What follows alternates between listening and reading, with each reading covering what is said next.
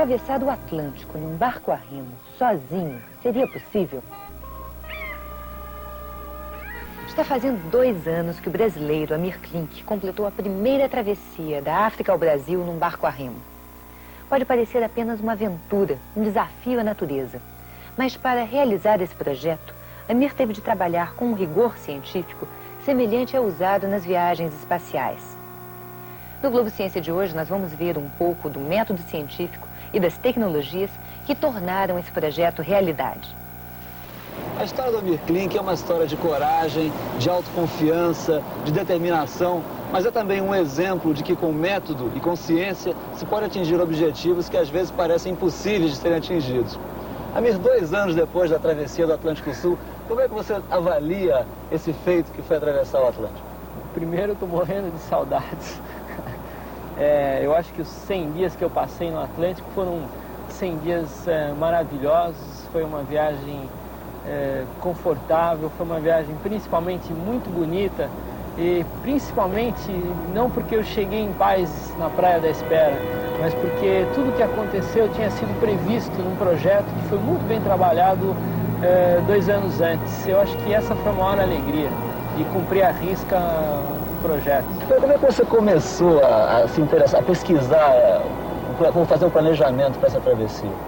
Foi no dia em que eu percebi que o grande segredo da viagem era simplesmente saber conviver com as forças da natureza, saber me harmonizar com o mar, é que eu fiquei decididamente e fatalmente apaixonado pela viagem. Agora, durante a viagem você teve que enfrentar inclusive tubarões, né? Você teve que cuidar do casco por baixo com tubarões à tua volta. Como é que foi isso?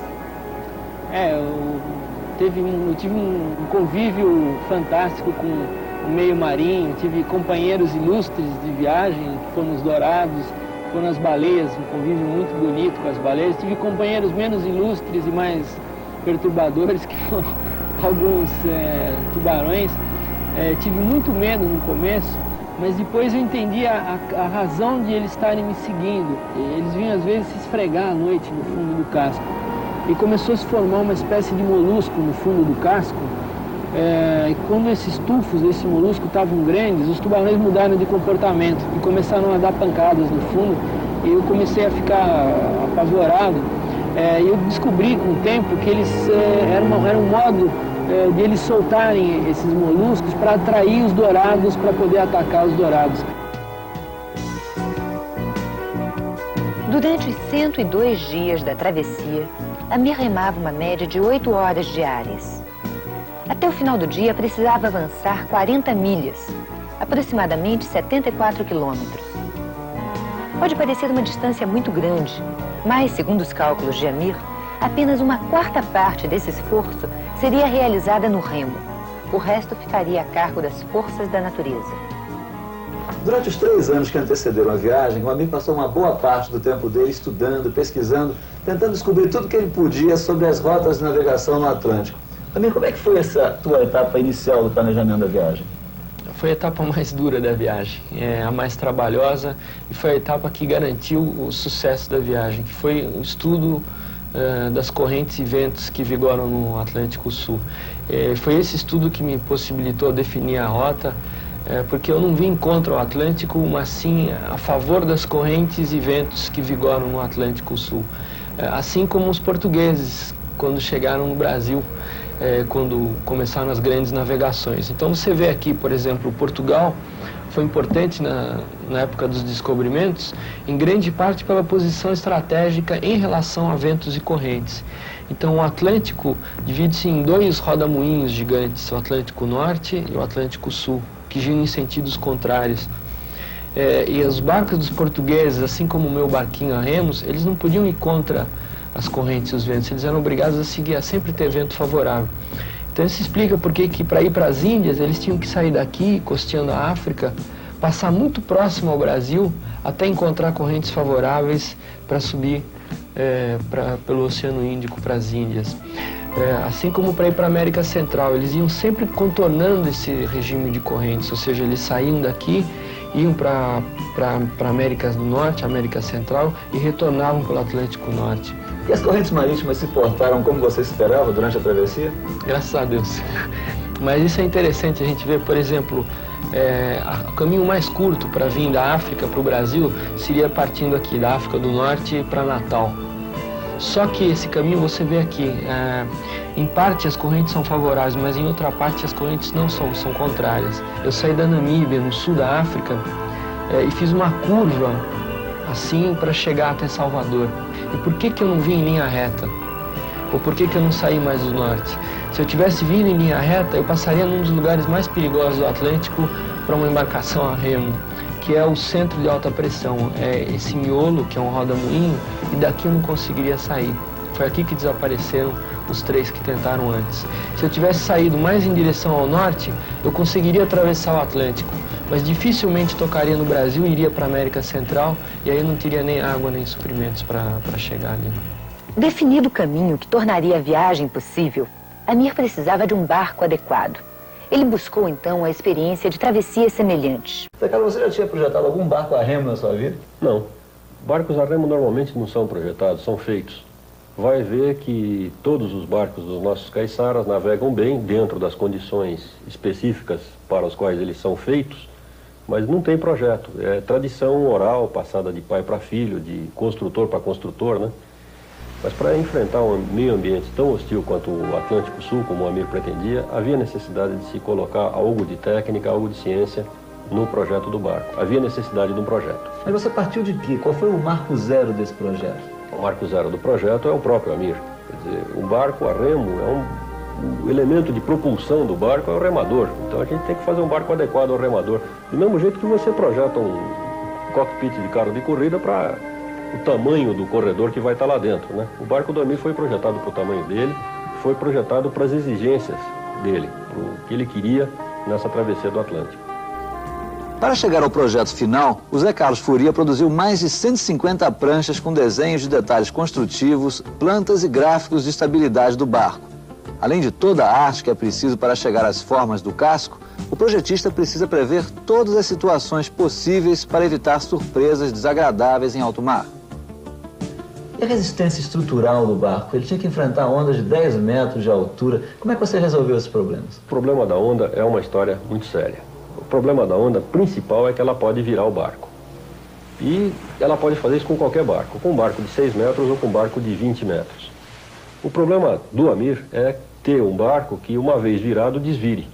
Você não pode fazer uma coisa que virou, tudo bem, não afunda, tá jóia, mas você tem que sair por baixo d'água para depois desvirar o barco. Então o barco do Amir era desvirável internamente. Ele tinha características de um João teimoso, de virar sozinho, já a tendência dele de ficar de pé sozinho já era muito grande, mas fundamentalmente colocou-se no fundo do barco, e por isso que eu falo fundamentalmente, tanques de lastro que permitiriam abaixar mais ainda o centro de gravidade para garantir que o barco ficasse de pé na hora que ele, porventura, tendesse um pouquinho a ficar de cabeça para baixo. Na travessia do Atlântico Sul, Amir encontrou um grande apoio na experiência de um francês chamado Gerard Daboville, que cruzou o Atlântico Norte em 1980. O maior problema que Daboville teve não foram tubarões ou tempestades, mas sim o que ele comeu durante a viagem. Daboville passou 2 meses e meio à base de atum enlatado.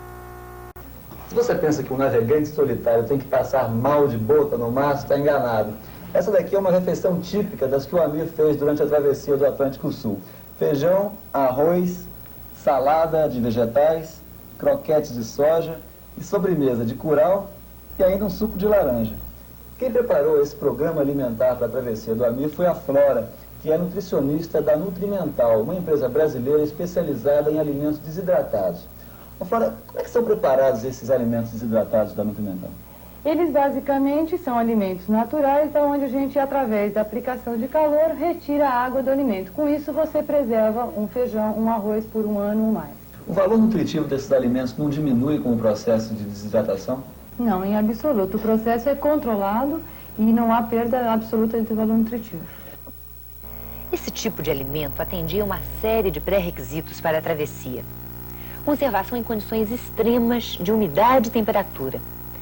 Alto poder nutritivo. Balanceamento perfeito. Baixo peso-volume. Tudo muito bem resolvido. O único problema dos alimentos desidratados era o volume de água necessário para a reidratação, para o preparo. E aí a solução encontrada foi, no mínimo, criativa. Usar alimentos sem sal e cozinhar com a água do mar.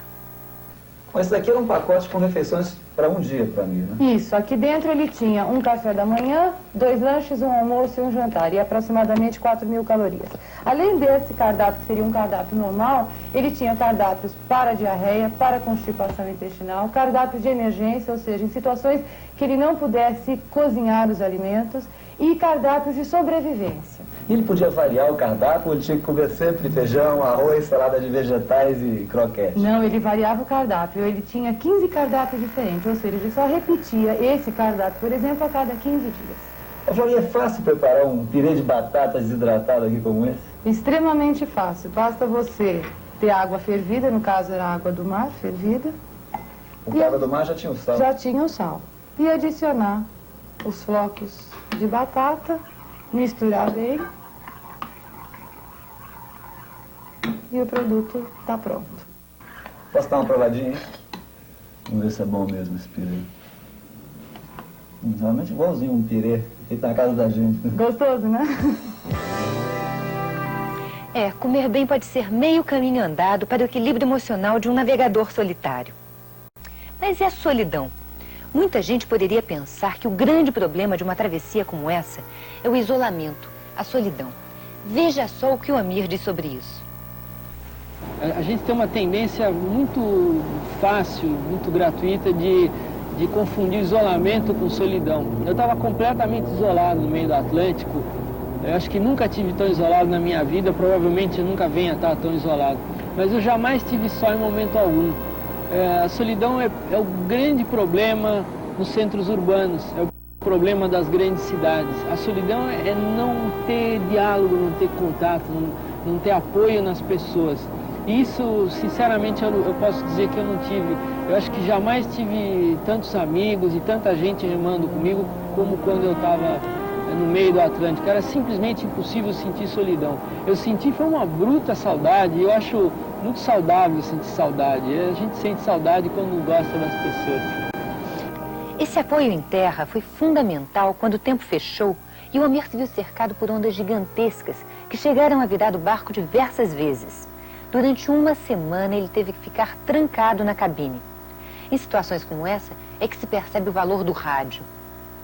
Além de ter projetado a antena principal do barco, o seu Álvaro foi uma espécie de anjo da guarda do Amir, conversando com ele pelo rádio durante todo o trajeto da África até o Brasil. Como é que você fazia o contato com ele pelo rádio? Esse contato foi feito através desse equipamento, que é um equipamento de rádio amador, nas faixas de amador, né? E foi combinado previamente um horário estabelecido de acordo com um boletim de propagação que nós temos, e nós trabalhamos em função disso. Então, o horário escolhido, o melhor, foi em torno de 12h30. Sempre na mesma frequência? Sempre na mesma frequência, ou proximidades, desde que não tivesse uma outra estação usando, né? Seu Álvaro, que tipo de informações você passava para o Amir pelo rádio? Eu passava uma informação colhida por boletim meteorológico que me passavam do Rio de Janeiro, do Ministério da Marinha. Esses boletins davam uma cobertura para o Amir de 24 horas, sempre na frente, né? Para ele se precaver contra chuvas e tempestades, possíveis tempestades, mas felizmente não houve. E quem mais conversava com ele pelo rádio? Vinham várias pessoas. Veio o projetista do barco, o médico que acompanhou ele na viagem toda, permanecia sempre comigo aqui, todos os dias que nós falávamos. A mãe do Amir, geralmente nos fins de semana, ela vinha aqui falar com ele, matar um pouquinho da saudade, né? Além do rádio amador, Amir levou 2 unidades de VHF, que são rádios para comunicação a curta distância, com navios, por exemplo. Ele dispunha ainda de um rádio receptor, um gravador e algumas lâmpadas.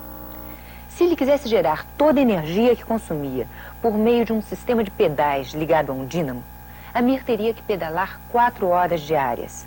Nada bom para quem já remou o dia inteiro.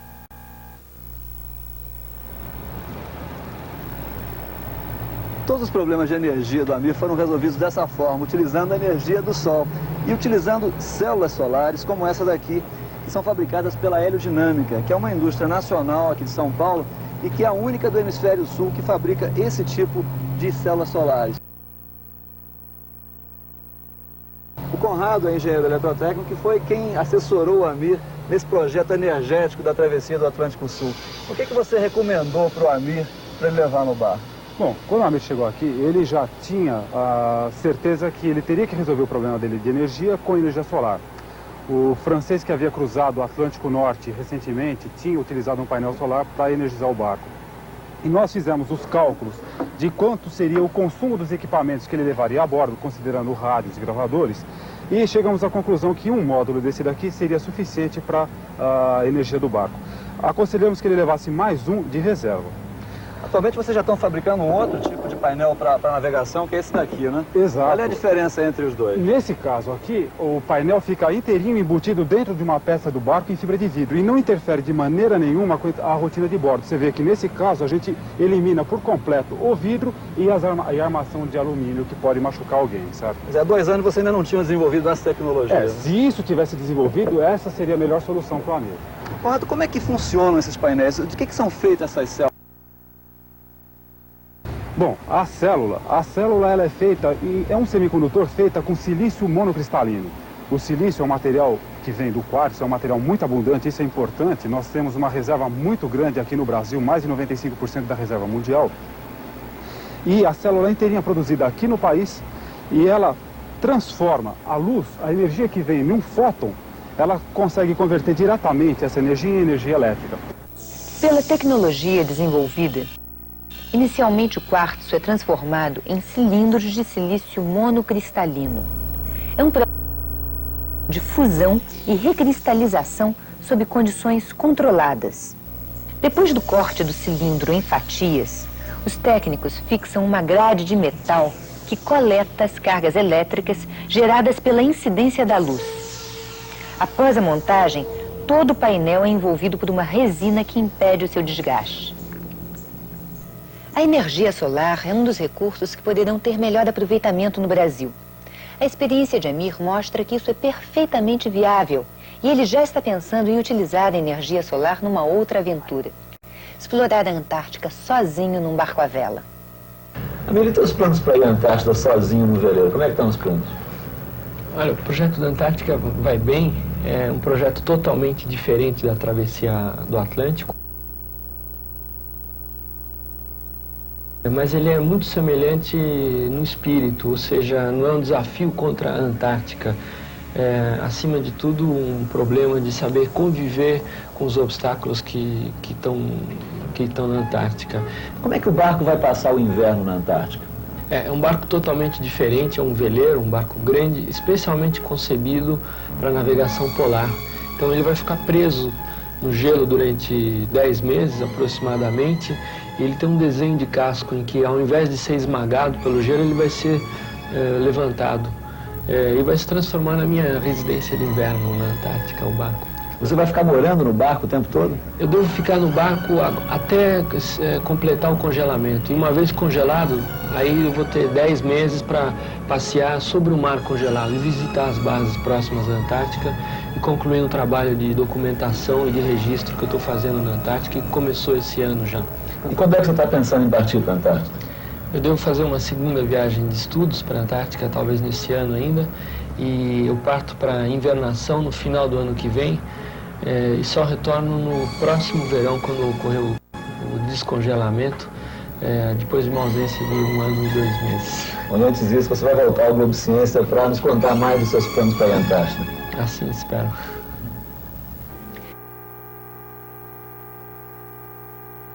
Amir sobre a travessia do Atlântico Sul.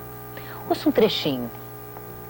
Um tempo em que aprendi a entender as coisas do mar, a conversar com as grandes ondas e não discutir com o mau tempo.